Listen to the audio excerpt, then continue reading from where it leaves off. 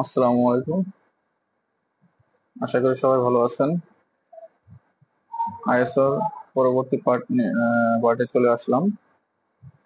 আজকের পার্টে আমরা দেখব টাইপ অফ অডিট।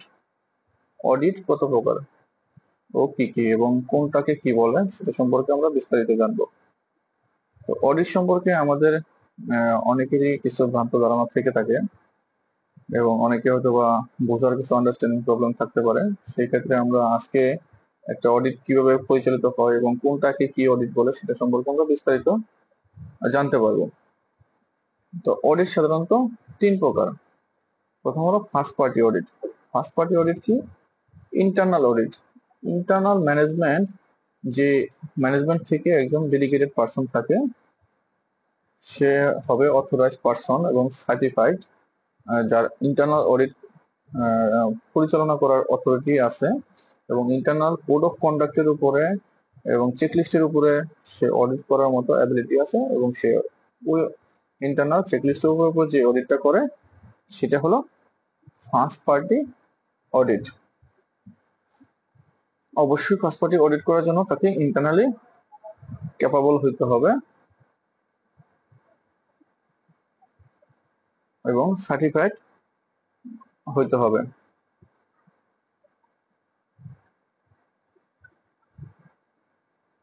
এবং কম্পিটেন্ট হইতে হবে। সেকেন্ড হলো সেকেন্ড পার্টি অডিট।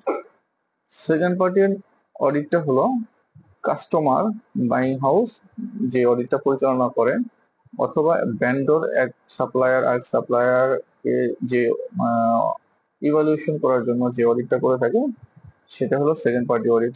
এটা সাধারণত আমরা যদি এক্সাম্পল আকারে বলি, সেই ক্ষেত্রে যদি বাইং হাউস কোনো সাপ্লায়ারকে ইভালুয়েশন করার জন্য, তার সাপ্লায়ারকে অর্ডার অনবোর্ডিং করার জন্য যে অডিটটা করে থাকে, অথবা টায়ার টু সাপ্লায়ার ইভালুয়েশন করার জন্য এক সাপ্লায়ারকে যে ইভালুয়েশন করে, সেটাও সেকেন্ড পার্টি অডিট হিসেবে কাউন্ট করা হয়। Finally third party audit. Third party audit মূলত এটা হলো ইন্ডিপেন্ডেন্ট সার্টিফিকেশন বডি এই অডিটটা করে থাকে একটা স্ট্যান্ডার্ডের উপর সার্টিফিকেট ইস্যু করার জন্য। তো এই সার্টিফিকেট ইস্যু করার জন্য থার্ড পার্টি অডিটটা পরিচালিত হয় সাধারণত ইউনিভার্সাল কোড অফ কন্ডাক্টের উপরে। ইউনিভার্সাল কোড অফ কন্ডাক্টের উপরে। সেকেন্ড পার্টি অডিট হয় বায়ার অথবা সাপ্লায়ারের কোড অফ কন্ডাক্ট বা এথিক্স এর উপরে। আর থার্ড পার্টিও হয় ইউনিভার্সাল কোড অফ কন্ডাক্টের উপরে বা স্ট্যান্ডার্ডের উপরে। যেমন এক্সাম্পল হিসেবে যদি বলি, QMS 9001 2015, EMS 14,000, এখানে দুইটা এক্সাম্পল নিয়ে আসছি। এরকম ইউনিভার্সাল অনেকগুলো কোড অফ কন্ডাক্ট আছে, আমরা এর আগে ডিসকাশন করছি কয়েকটা পয়েন্ট নিয়ে। তো এরকম যে কোনো একটা ইউনিভার্সাল স্ট্যান্ডার্ডের উপরে যে অডিট করা হয় সেটা হলো থার্ড পার্টি অডিট।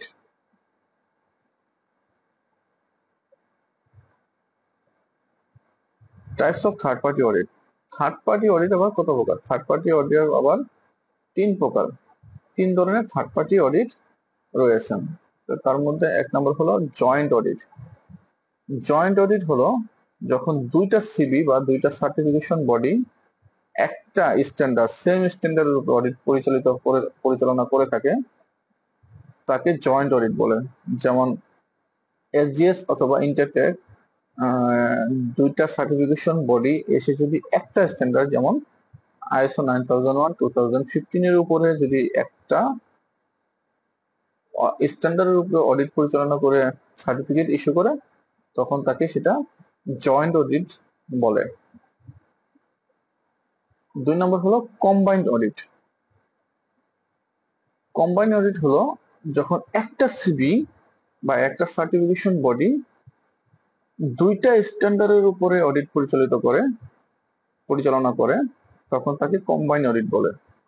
যেমন জিএসসিএস একটা সার্টিফিকেশন বডি, সে দুইটা standard like QMS 9001 2015 and EMS 14,000, এই দুইটা স্ট্যান্ডার্ডের উপরে এট এ টাইমে যখন একটা অডিট পরিচালনা করে এবং দুইটা সার্টিফিকেট ইস্যু করে, তখন তাকে কম্বাইন্ড অডিট বলে। দুইটা স্ট্যান্ডার্ডের উপরে একটা সার্টিফিকেশন বডি যে অডিটটা করে সেটা হলো কোম্পানি অডিট। 3 নম্বর হলো ইন্টিগ্রেটেড অডিট। ইন্টিগ্রেটেড অডিট হলো যখন কোনো ক্লায়েন্ট বা কোনো সাপ্লায়ার ম্যানেজমেন্ট সিস্টেমটা হলো ইন্টিগ্রেটেড বলতে বোঝায় এখন ইএমএস বা কমপ্লায়েন্স ইউএমএস দুইটা স্ট্যান্ডার্ড বা দুইটা সিস্টেমই একটা কম্বাইন্ড ম্যানেজমেন্ট সিস্টেমে একটা ম্যানেজমেন্ট সিস্টেম সেট আপ করা হয়, যে কিউএমএস এবং কমপ্লায়েন্স দুটা একই ধারায় একই প্রসেসে এবং একই স্ট্যান্ডার্ডে SOP flow chart process flow এবং ম্যানেজমেন্ট সিস্টেমটা পরিচালিত হয় একইভাবে এবং সেইভাবে ম্যানেজমেন্ট সিস্টেমটা সেট আপ করা হয়েছে এবং সেই ম্যানেজমেন্ট সিস্টেমের উপর যে অডিটটা করা হয় সেটাকে বলে integrated management audit. Integrated management system অডিটটা করা হলে সেই অডিটটাকে বলে ইন্টিগ্রেটেড অডিট। ইন্টিগ্রেটেড ম্যানেজমেন্ট সিস্টেমের যে অডিটটা এটা সাধারণত খুব কম হয়ে থাকে, বাংলাদেশে তেমন একটা নাই। বাংলাদেশে সাধারণত জয়েন্ট অডিট, কোম্পানি অডিট এবং থার্ড পার্টি সিঙ্গেল অডিটও হয়ে থাকে।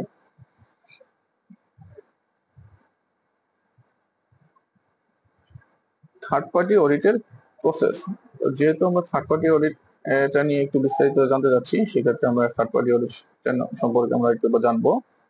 ফার্স্ট পার্টিটা আমরা সবাই জানি ইন্টারনাল ম্যানেজমেন্ট করে থাকে এবং সেকেন্ড পার্টি যখন ব্র্যান্ডর বা বাইং হাউস অনবোর্ডিং করার জন্য যে অডিটগুলো টেকনিক্যাল অডিট করে থাকে বা কমপ্লায়েন্স অডিট করে থাকে সেটা সম্পর্কে আমরা সকলেই অবগত।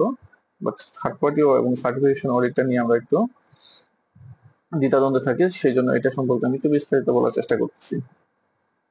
তো এখানে থার্ড পার্টি অডিটের প্রসেস হলো, প্রথম হলো ইনিশিয়াল অডিট। ইনিশিয়াল অডিটটা ভ্যালিডেশন 5 ইয়ার, 5 বছরের জন্য ইনিশিয়াল অডিটের ভ্যালিডেশন দিয়ে থাকে এবং এখানে তারা যেটা চেক ব্যাক করে সেটা হলো ডকুমেন্টেশন রিভিউ, কমপ্লায়েন্স অডিট এবং ইমপ্লিমেন্টেশন অফ কিউএমএস। কিউএমএস এর ইমপ্লিমেন্টেশনটা কতটুকু আছে, এই তিনটা পয়েন্টের উপরে যা যা সাব পয়েন্ট আছে তার উপরে ভিত্তি করে ইনিশিয়াল অডিটটা পরিচালনা হয়ে থাকে। তারপর সার্ভুলেন্স অডিট। সার্ভুলেন্স অডিটটা প্রতি বছর ইনিশিয়াল অডিট হওয়ার পরে এই 5 বছরে প্রতি বছরই 4টা সার্ভুলেন্স অডিট হয়ে থাকবে। প্রতি বছরে সার্ভুলেন্স অডিট হবে বছরে একবার, সেখানে একটা নতুন পয়েন্ট আসবে, ডকুমেন্টেশন রিভিউ, কমপ্লায়েন্স অডিট এবং ইমপ্লিমেন্টেশন অফ কিউএমএস। এই 3টা পয়েন্ট আগের মতো করে চেক করবে এবং রিভিউ দা কন্টিনিউশন, এটা রিভিউ করবে আবার যে এই উপরে যে 3টা পয়েন্ট সেই পয়েন্টগুলো সাপ্লায়ার বা ম্যানেজমেন্ট সিস্টেমে কতটুকু ইমপ্লিমেন্টেশনের কন্টিনিউশনটা কেমন আছে সেটা জাজমেন্ট করা হবে, ইভালুয়েশন করা হবে সার্ভুলেন্স অডিটে। তো 5 বছর ভ্যালিডেশন কমপ্লিট হয়ে গেলে আবার রিসার্টিফিকেশন অডিট করতে হবে। আফটার 5 ইয়ার্স, 5 বছর পরে আবার রিসার্টিফিকেশন অডিট করতে হবে। রিসার্টিফিকেশন অডিটে আবার ইনিশিয়াল অডিটের দরকার নাই, সরাসরি আমরা সার্ভুলেন্স অডিটের সার্ভুলেন্স অডিটের মতো documentation review, compliance audit, implementation of QMS, review the continuation, এই 4টা পয়েন্টই রিভিউ করে ইভালুয়েশন করে আবার নতুন করে সার্টিফিকেট ইস্যু করবে। তো এই 3টা ওয়েতেই থার্ড পার্টি অডিট পরিচালনা হয়ে থাকে। থার্ড পার্টি অডিট পরিচালনা হওয়ার পরে অডিটের নন কনফর্মিটি গুলা কিভাবে ইভালুয়েশন করে এবং তারা দিয়ে থাকে সেখানে এখানে বোঝানোর চেষ্টা করতেছি। থার্ড পার্টি অডিটের নন কনফর্মিটি বা ফাইন্ডিংস 3 ধরনের: major, minor and observation. Major findings বা মেজর নন কনফর্মিটি হলো সিস্টেম মিসিং। সাপোজ যদি এক্সাম্পল হিসেবে বলি যে একটা সাপ্লায়ার অবজেক্টিভ থাকতে হবে, তো সেখানে এই অবজেক্টিভটাই সাপ্লায়ার সেট করে নাই, অবজেক্টিভ নাই সাপ্লায়ার, সেক্ষেত্রে ওই সিস্টেমটাই মিসিং। তো সেক্ষেত্রে এটা মেজর ফাইন্ডিংস হিসেবে আসবে, মেজর নন কনফর্মিটি হিসেবে আসবে। মাইনর নন কনফর্মিটি কি, সিস্টেম পার্শিয়ালি মিসিং। এক্সাম্পল হিসেবে যদি বলি সাপ্লায়ার তার অবজেক্টিভ সেট করছে, বাট অবজেক্টিভ সেট করার নিয়ম হলো সকল সেকশন কভার করে অবজেক্টিভ সেট করতে হবে, সকল সেকশনই কভারিং থাকতে হবে। সেক্ষেত্রে কোনো একটা সেকশন বা কোনো একটা ডিপার্টমেন্ট অবজেক্টিভের আওতার বাইরে থাকলে সেটা পার্শিয়ালি মিসিং হবে, সেক্ষেত্রে সেটা মাইনর নন কনফর্মিটি হিসেবে আসবে। অবজারভেশন, ফাইনাল হলো observation, system have but not updated. যেমন অবজেক্টিভ সকল সেকশনের জন্য সেট করা হয়েছে, অবজেক্টিভের কোনো মিসিং নেই, বাট সেটা রানিং ইয়ারের জন্য আপডেট করা নাই, আপডেট ডেটটা ব্যাকডেটেড, সেক্ষেত্রে সেটা মেজর মাইনর হবে না, সেটা অবজারভেশন হিসেবে আসবে। এই 3 ভাবে থার্ড পার্টি অডিটের নন কনফর্মিটি গুলা এসে থাকে। এবং এই ক্ষেত্রে বলে রাখি, মেজর নন কনফর্মিটির ক্ষেত্রে যদি মেজর কোনো সাপ্লাই মেজর নন কনফর্মিটি পেয়ে থাকে, তাহলে অবশ্যই তাকে ক্যাপ সাবমিট করতে হবে এবং ক্যাপ সাবমিটের পরে সার্টিফিকেট ইস্যু হবে। মাইনর নন কনফর্মিটির ক্ষেত্রেও একইভাবে অডিটটা পাস হবে, বাট ক্যাপ সাবমিট করার পরে সার্টিফিকেট পাবে। আর অবজারভেশনের ক্ষেত্রে ক্যাপ সাবমিট করতে হবে, বাট ক্যাপ সাবমিট করা ছাড়াও সার্টিফিকেট পাবে। অডিট পাস হবে এবং সার্টিফিকেট পাবে, বাট ক্যাপটা সাবমিট করতে হবে। এই ছিল অডিটের প্রকারভেদ, অডিট কয় প্রকার ও কি কি এবং কিভাবে অডিট গুলো পরিচালিত হয়ে থাকে সেটা সম্পর্কে আমরা আজকে বিস্তারিত বলার চেষ্টা করলাম। এবং থার্ড পার্টি অডিটের প্রসিডিউরটা কিভাবে হয়ে থাকে এবং নন কনফর্মিটি কিভাবে হয় সেটা সম্পর্কে বিস্তারিত বলার চেষ্টা করছি। আশা করি সকলে বুঝতে পারছেন। ধন্যবাদ সবাইকে।